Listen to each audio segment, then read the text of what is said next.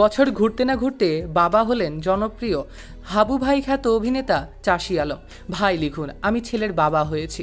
কথার শুরুতেই বললেন ব্যাচেলর পয়েন্টের হাবু খ্যাত অভিনেতা চাষী আলম তিনি বাবা হয়েছেন। গতকাল বুধবার দিবাগত রাত ৩টায় তাদের ঘর আলো করে এসেছে এক সুন্দর ফুটফুটে পুত্র সন্তান। কিন্তু ফেসবুকে হঠাৎ করেই ছড়িয়েছে তিনি কন্যা সন্তানের বাবা হয়েছেন।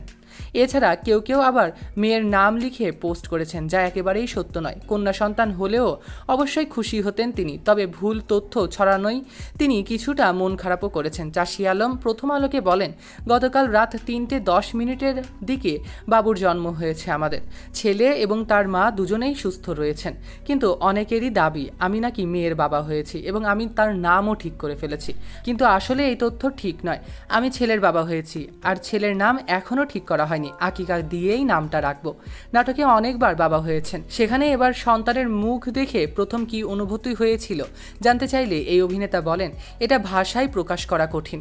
ওই সময়ে মানসিকভাবে চিন্তায় পড়েছিলাম।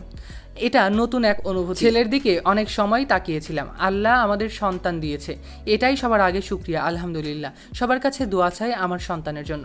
মা হওয়ার পর এই অভিনেতার স্ত্রী তুলতুল ইসলাম ফেসবুকে একটি পোস্ট করেছেন। তিনি লিখেছেন, নূর ফারিস্তা। চাষী আলম বলেন, নূর মানে হলো আলো, ফারিস্তা মানে ফেরেস্তা। আমরা তো সবাই সবসময় বলি শিশুরা হলো ফেরেস্তা, সেই জায়গা থেকে স্ত্রী শব্দগুলো লিখেছেন। এটা কোনো নাম নয়।